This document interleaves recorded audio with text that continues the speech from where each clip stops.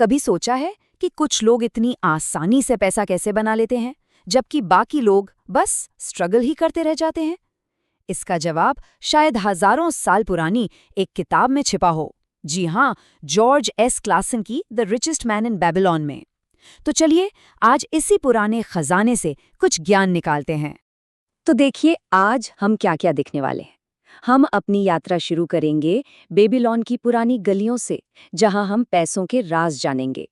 इसके बाद हम वो 7 अचूक उपाय सीखेंगे जिनसे एक खाली पर्स हमेशा के लिए भर सकता है। और आखिर में हम ये भी समझेंगे कि असली दौलत सिर्फ सोने चांदी तक ही नहीं होती, बल्कि उससे कहीं ज्यादा होती है।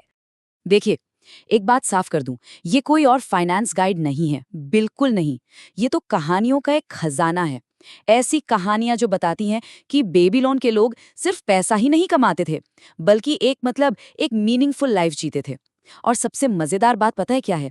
ये कहानियां आज भी उतनी ही सच्ची और असरदार हैं। अक्सर ऐसा होता है ना कि लोग रात में जागकर अपने फाइनेंशियल फ्यूचर के बारे में सोचते रहते हैं, बहुत मेहनत करते हैं, पर सेविंग्स हैं कि बढ़ती ही नहीं। अगर किसी को ऐसा लगता है तो वो अकेले नहीं हैं। और अच्छी बात यह है कि इस मुश्किल का जवाब बेबीलोन के पास है। जरा सोचिए तो, एक शहर जो रेगिस्तान के बीचों बीच था, कोई नेचुरल रिसोर्स नहीं, कुछ नहीं, फिर भी दुनिया का सबसे अमीर शहर बन गया। कैसे? जवाब था वहां के लोगों की सोच में।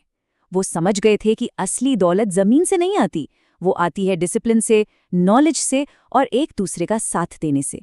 और सच कहूं तो यही सबसे बड़ा सबक है जो आज भी हम सब अपनी जिंदगी में अपना सकते हैं। एक पर्स को ना एक बगीचे की तरह सोचिए। अगर उसे ऐसे ही छोड़ दिया तो क्या होगा? बंजर हो जाएगा। लेकिन अगर सही बीज बोए जाएं, पानी दिया जाए और फालतू की घास फूस हटाई जाए तो वो फलों से लद जाएगा, है ना? तो किताब में जो एक क्षीण पर्स के लिए 7 उपचार बताए गए हैं, वो बिल्कुल इसी तरह एक फाइनेंशियल बगीचे को हरा भरा बनाने के लिए स्टेप बाय स्टेप गाइड है। तो पहला उपाय क्या है? अपने पर्स को मोटा करना शुरू करो। मतलब जो भी कमाई हो उसका कम से कम 10% बचाओ। और आजकल सेविंग्स को ऑटोमेट करना सिर्फ एक सहूलियत नहीं है, ये एक माइंड ट्रिक है। सोचिए, जब पैसा नजर में आने से पहले ही सेविंग्स अकाउंट में चला जाए तो उसे खर्च करने का मन ही नहीं करेगा।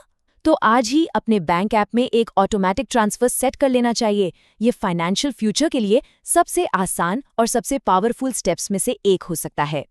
ओके, दूसरा उपाय है अपने खर्चों को कंट्रोल करना। और नहीं, इसका मतलब ये नहीं कि बस कॉफ़ी पीना छोड़ दो। इसका असली मतलब है ये समझना कि असल खुशी किस चीज़ से मिलती है। क्या वो महंगा गैजेट सच में लंबी खुशी देगा, या फिर वो पैसा किसी ऐसे एक्सपीरियंस पर लगाना बेहतर है जो जिंदगी भर याद रहे? जब कोई अपने खर्चों को ट्रैक करता है तो वो असल में खुद को ही बेहतर तरीके से समझ रहा होता है।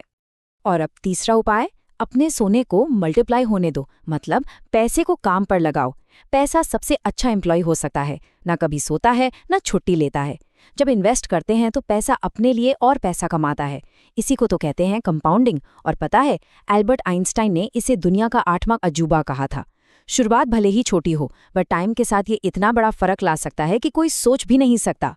ठीक है, तो अब तक हमने पर्स भरना तो सीख लिया, पर अब ये भी तो पक्का करना है कि कोई उसे चुरा ना ले, या हम खुद ही बेवकूफ़ी भरी गलतियों से उसे खाली ना कर दें। तो आगे के जो उपाय हैं वो इसी खजाने को प्रोटेक्ट करने और उसे और भी बड़ा बनाने के बारे में हैं। चौथा उपाय है अपने खजाने को नुकसान से बचाना। पता है, बेबीलोन के टाइम में भी ऐसे लोग थे जो रातों रात अमीर बनाने के सपने बेचा करते थे। आज भी वो लोग हैं, बस उनके तरीके मॉडर्न हो गए हैं। एक बात हमेशा याद रखनी चाहिए, अगर कोई चीज़ इतनी अच्छी लगे कि यकीन ना हो तो शायद वो सच है ही नहीं। असली दौलत हमेशा धीरे धीरे समझदारी से बनती है, जल्दबाजी में कभी नहीं। अब आता है 5वां उपाय, अपने घर को एक प्रॉफिटेबल इन्वेस्टमेंट बनाना। सिर पर छत होना तो एक बेसिक ज़रूरत है ही, पर यह एक बहुत पावरफुल फाइनेंशियल एसेट भी हो सकता है। चाहे कोई अपना घर खरीदे या रियल एस्टेट इन्वेस्टमेंट ट्रस्ट्स, जिन्हें आरईट्स कहते हैं, उनके जरिए प्रॉपर्टी में इन्वेस्ट करे। यारीट्स एक तरह से रियल एस्टेट के म्यूचुअल फंड्स जैसे होते हैं, जो कम पैसे में भी बड़ी प्रॉपर्टीज में हिस्सेदारी दिलाते हैं। इससे एक ऐसी संपत्ति बनती है जो समय के साथ बढ़ सकती है। छठा उपाय, भविष्य की इनकम को सिक्योर करना। फ्यूचर प्लानिंग का मतलब सिर्फ बुढ़ापे के लिए पैसे बचाना नहीं होता, ये तो अपने ही फ्यूचर सेल्फ को एक गिफ्ट देने जैसा है। ये पक्का करने जैसा है कि सपनों को पूरा करने की आज़ादी हो, चाहे वो दुनिया घूमना हो, कोई नया शौक शुरू करना हो या बस अपनों के साथ सुकून से वक्त बिताना हो। और अब 7वां और आखिरी उपाय, कमाने की अपनी क्षमता को बढ़ाना। किसी की सबसे बड़ी संपत्ति उसका बैंक बैलेंस नहीं होता, बल्कि वो इंसान खुद होता है। हर बार जब कोई नई स्किल सीखी जाती है, कोई किताब पढ़ी जाती है या कोई नया कोर्स किया जाता है, तो वो असल में खुद में ही एक इन्वेस्टमेंट होता है। और आज के इस बदलते दौर में लगातार सीखते रहना सिर्फ एक ऑप्शन नहीं बल्कि एक ज़रूरत बन गया है। तो ये 7 उपाय किसी को भी अमीर तो बना सकते हैं, लेकिन बेबीलोन का असली ज्ञान इससे भी गहरा है। वो हमें सिखाता है कि सच्ची दौलत सिर्फ बैंक बैलेंस में नहीं होती, वो होती है किसी के कैरेक्टर में, डिसिप्लिन में और लाइफ के पर्पस में। सच तो ये है कि इन गुणों के बिना कमाया हुआ पैसा भी खाली खाली सा लग सकता है। ये कोट देखा जाए तो सब कुछ कह देता है। पैसा मंजिल नहीं है, ये बस एक टूल है, एक ऐसा औजार जो एक ऐसी जिंदगी बनाने की आज़ादी दे सकता है जो वाकई में मायने रखती हो। सवाल ये नहीं है कि कितना पैसा कमाया जा सकता है, सवाल तो ये है कि उस पैसे से किया क्या जाएगा। धैर्य, ज्ञान और लगातार एक्शन, ये सिर्फ पैसा बनाने के पिलर नहीं है, ये एक मजबूत कैरेक्टर बनाने के भी पिलर हैं। जब कोई इन गुणों को अपनी जिंदगी में उतारता है तो सिर्फ उसका फाइनेंशियल जीवन ही नहीं बल्कि पूरी जिंदगी बेहतर हो जाती है। तो हमने बेबीलोन के इस ज्ञान को समझ तो लिया, लेकिन नॉलेज बिना एक्शन के क्या है? कुछ भी नहीं। तो सवाल ये उठता है कि इन पावरफुल लेसन्स को अपनी आज की बिजी लाइफ में कैसे अप्लाई किया जाए? अच्छी खबर ये है कि ये उतना मुश्किल नहीं है जितना लगता है। तो ये रहा एक रोड मैप। शुरुआत छोटी होनी चाहिए, 1% भी जीरो से तो बेहतर ही है। खुद को एजुकेट करते रहना चाहिए, नॉलेज ही सबसे बड़ी दौलत है। गाइडेंस लेने में हिचकना नहीं चाहिए, ये सब अकेले करने की जरूरत नहीं है।